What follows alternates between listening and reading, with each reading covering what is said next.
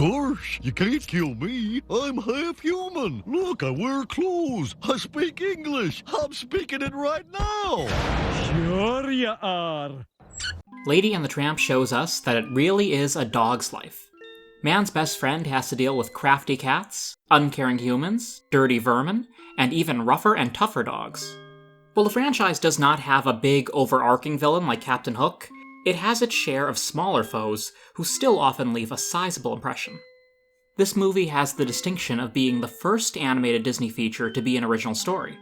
Granted, some of the package film segments were original, and The Three Caballeros wasn't based on anything, but as much as I love that fever dream of a movie, it doesn't really have a plot, more of a loose scenario.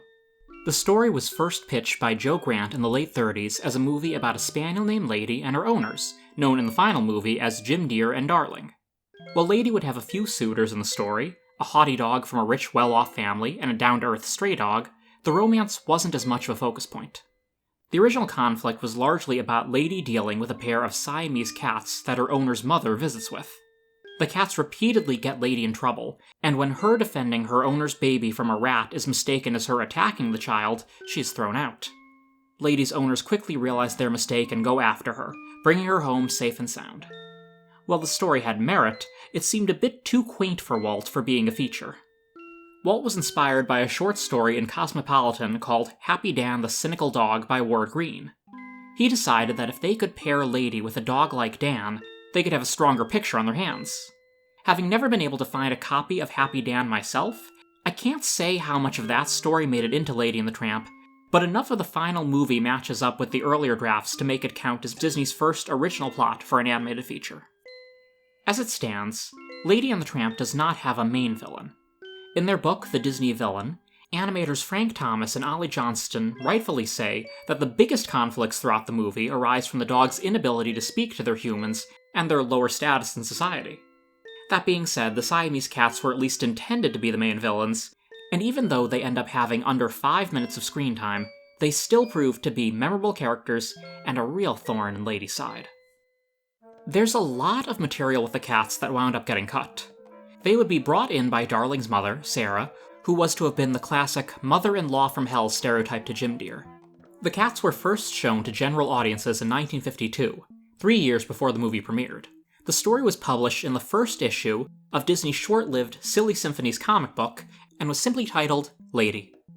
The comic used Lady's early design, a Springer Spaniel as opposed to a Cocker Spaniel, and told a very simplified version of the already simple pre-Tramp story.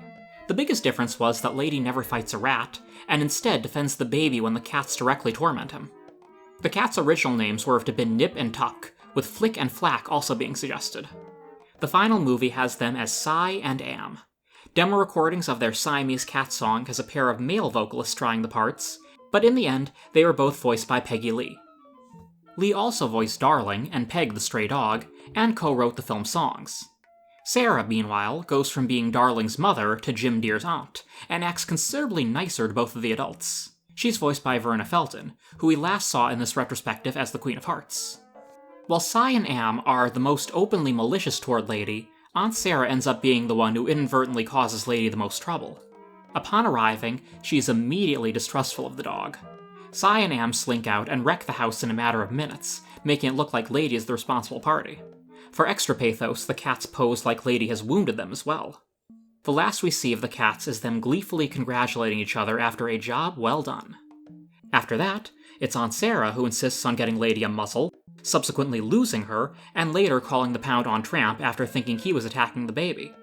None of this is done with the evil intent her cats had, and it serves more as dramatic irony from the audience. I'd classify her cats as villains, but Aunt Sarah is ultimately just very misguided. Before going any further, I will probably have to address the controversy with the cats. They've received a large amount of criticism over the years for being unflattering Asian caricatures. As you saw in the early concept art in the comic, their physical appearances were almost worse, especially with pronounced buck teeth.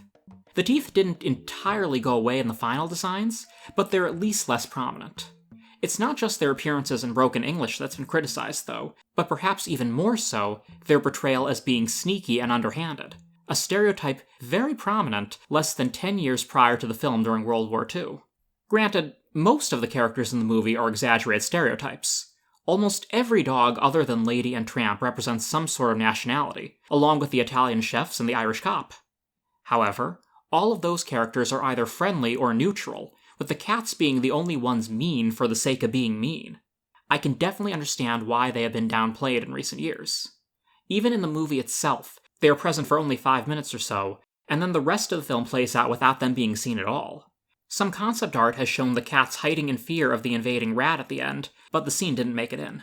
With more emphasis put on the story being a romance, there was less room for the cats in the movie, and they act more as instigators for a good deal of the film's events. They're the reason Lady gets lost in the first place and subsequently gets attached to Tramp. And even with their small role and controversial portrayal, the cats are certainly memorable.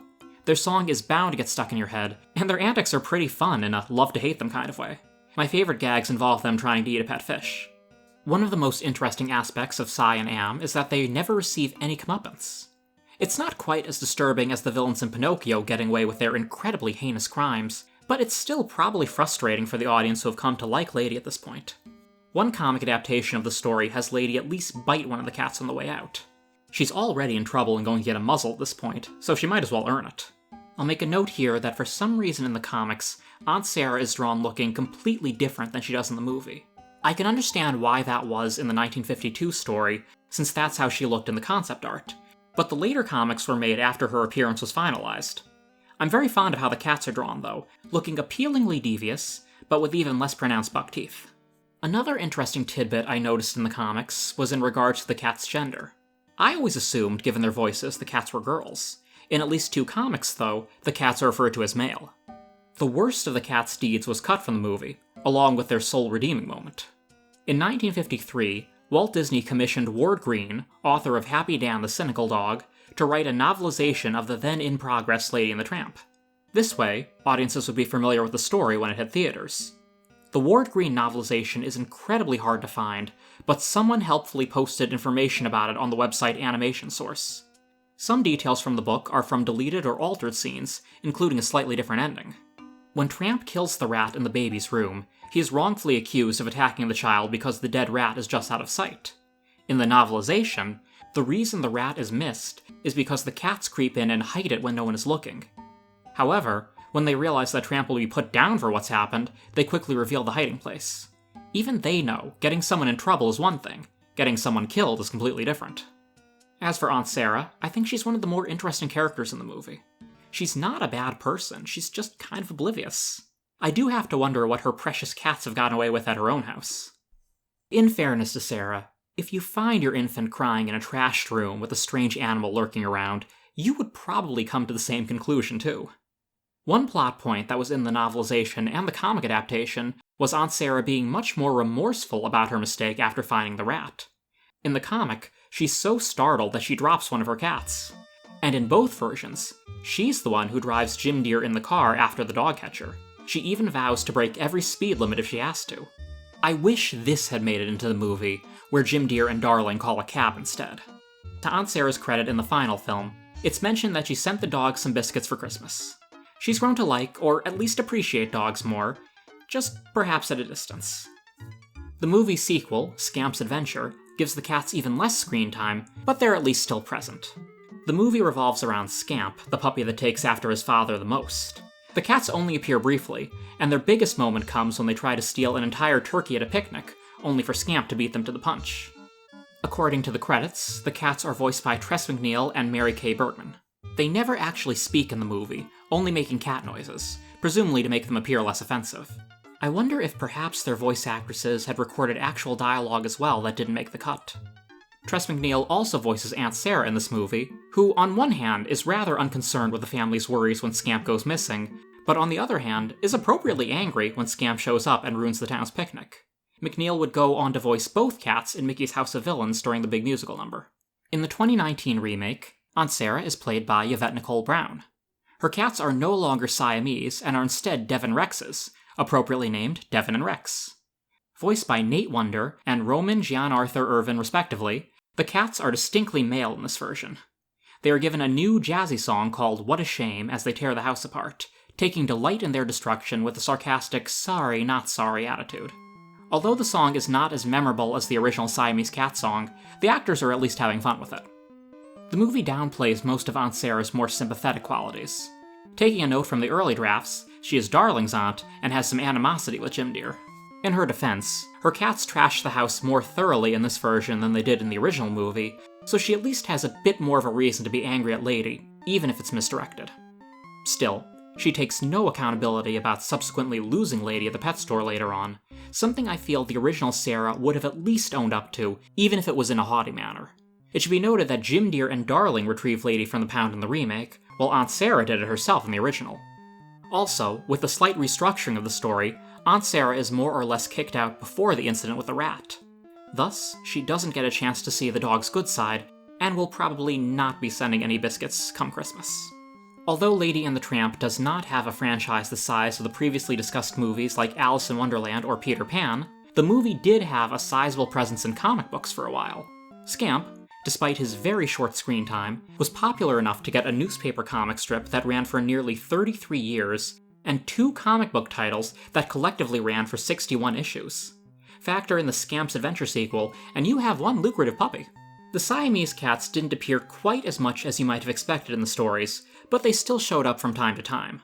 Sometimes they would pop in to cause trouble and leave without any comeuppance, much like they did in the movie. Other times, they actually would suffer from some karma, although it never seemed to change their behavior in the long run. Since these stories mostly revolved around the day-to-day lives of pets, the cats' misdeeds are fairly minor for the most part. Stealing milk bottles on the front porch, chasing birds, menacing puppies, that kind of thing. Other times, they would up their game a bit. One story, for example, shows the cats cornering Scamp in an alley with the intention of stealing his collar. That way, the nearby Dogcatcher will get the puppy. Old Trusty comes to the rescue, but the cats end up stealing his collar instead. Scamp is able to retrieve the collar and get the cat stuck in a rather modern-looking garbage truck on its way to the dump. With these kinds of encounters in mind, it makes sense why they and Scamp seem to have a history in the sequel. Scamp wants to chase all cats, that's just his instinct. But he definitely seems to have it out for Cy and Am, and the feeling appears to have always been mutual. On a brighter note, one story shows the cats being captured by a shifty-looking human who plans to ransom them or sell them to another buyer. Scamp sees this, and despite being tempted to let the cats be whisked out of his life forever, snags the criminal's license plate. The cats are recovered soon afterward, and are at least humble enough to show genuine gratitude for once.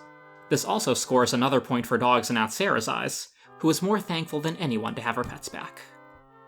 Most of the Lady and the Tramp cast don't really strike one as walk-around character material for the theme parks, the cats included. Surprisingly though, Cy and Am could be seen in the Once Upon a Mouse show at Tokyo Disneyland, which ran from 1999 to 2004. Their costumes did not include masks, and they were merely part of the ensemble in the opening number, but that's more than most of the other Lady and the Tramp characters can say. As you can see, the Siamese cats and Aunt Sarah have been given a decent amount of depth and nuance over the years, but the disgusting rat that menaces Lady and her family is not. The rodent is first seen skulking around Lady's yard early in the movie and is chased out. This serves as good foreshadowing for the climax of the movie when he makes his other appearance. It's just like Anton Chekhov said. Quote, "If a rodent appears in the first act, in the second or third act, he must absolutely attack an infant." Unquote. I might be paraphrasing a bit there, but the idea is all the same. When the rat reappears, Lady is chained up and cannot drive him off. He is able to crawl into the house and go for the sleeping baby, with Tramp coming to fight him off before any harm can be done. The strangest thing about the rat is that although it shows signs of cunning and intelligence, it still acts like a real rat.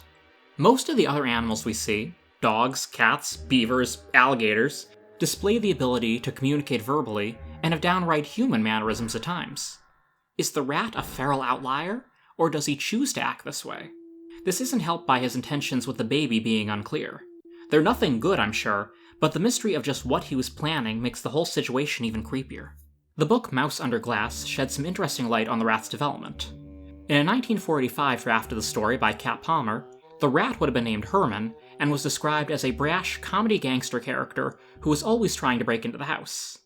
He would have been seen again shortly after the baby is born, trying to have a look into its carriage, before Lady and Tramp would both chase him off. The book is vague about the final battle, but it sounds like Herman wouldn't have died, and would have actually been driven into hiding in a closet.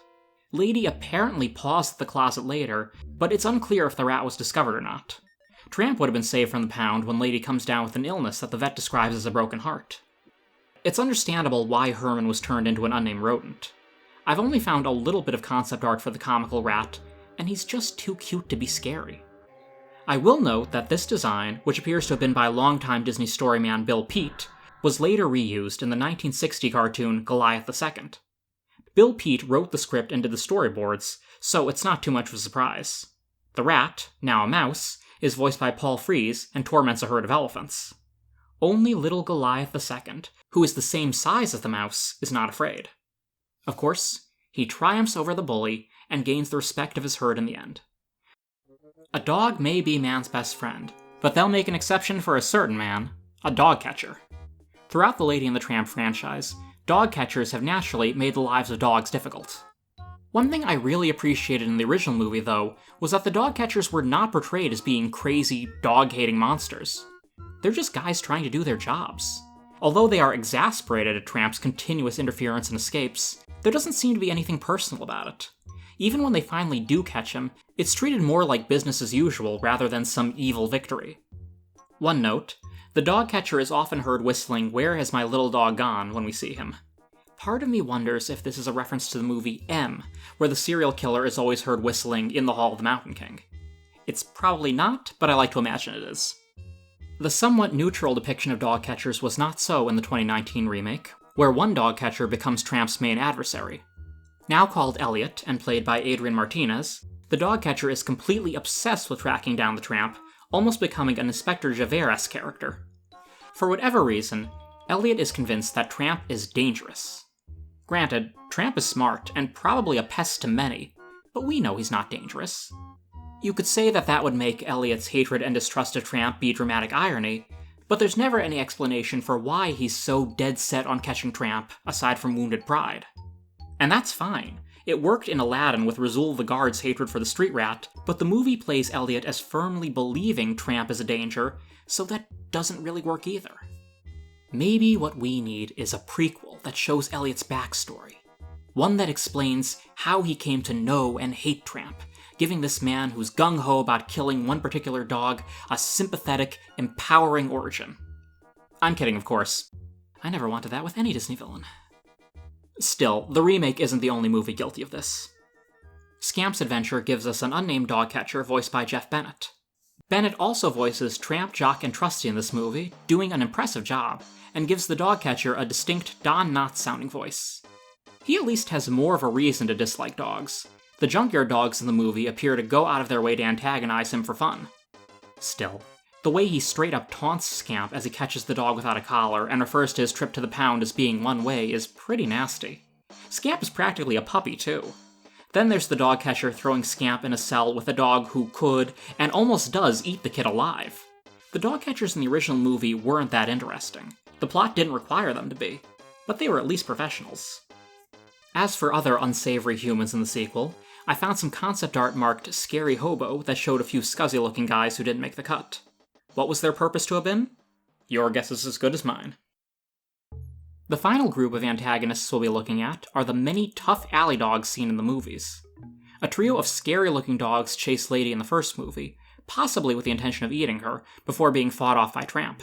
This was expanded upon a bit in the remake with Isaac. Voiced by Clancy Brown, Isaac is a dim-witted, aggressive, territorial alley dog, a bad combination for a very out-of-her-element lady.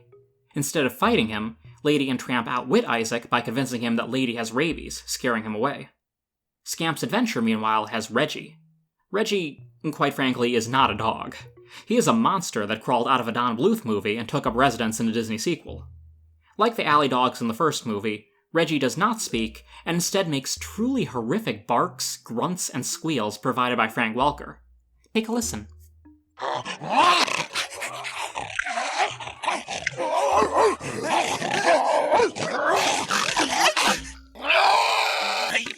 Scamp is quick to make an enemy out of Reggie after being challenged to steal his precious tin can. The ensuing chase leads to Reggie being caught and thrown in the pound. Later on, Scamp winds up in the same cell and nearly gets torn apart himself. But I don't think the beast is smart enough to realize that Scamp's to blame for being imprisoned. I bet he already ate his last 3 cellmates before Scamp. While our sympathies lie with most of the dogs in these movies, Reggie is an actively dangerous monster who probably shouldn't be on the streets. And that leaves us with Buster, the main villain of the sequel. Voiced by Chaz Palminteri, with Jess Harnell providing a singing voice, this junkyard dog used to be best buddies with Tramp until Tramp found a home with Lady. I've heard people criticizing this plot point, asking that if Buster and Tramp are so close, where was Buster in the first movie? It doesn't bother me that much, honestly. We don't see much of Tramp's life outside of his interactions with Lady, so it's not too hard to believe he spent a good deal of time with Buster off-screen. It's a lot easier to digest than Scar's entire other Pride of Lionesses in the Lion King sequel. Buster has developed a major grudge against Tramp after the latter became a house dog. He really does come across less as a bitter ex-friend and more as a jilted lover at several points. When he realizes that the little puppy that's been hanging around him is Tramp's son, he arranges for Scamp to get picked up by the Dogcatcher, thus settling his old score.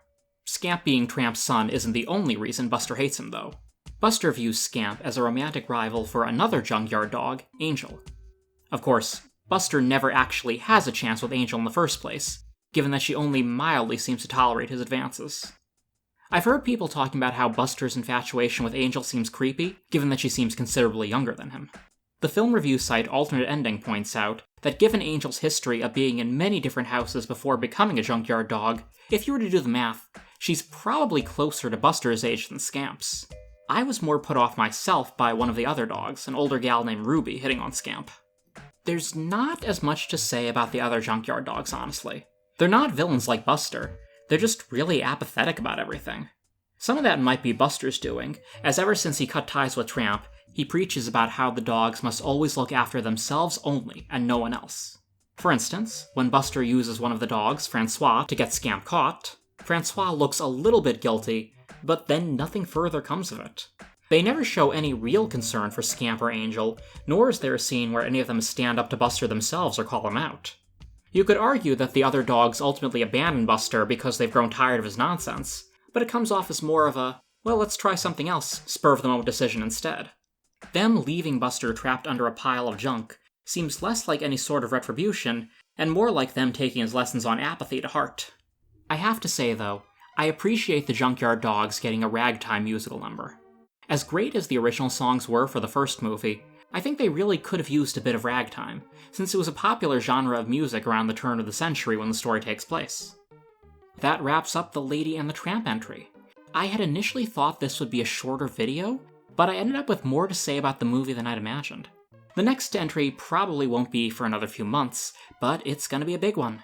We'll be looking at the mistress of all evil herself, Maleficent.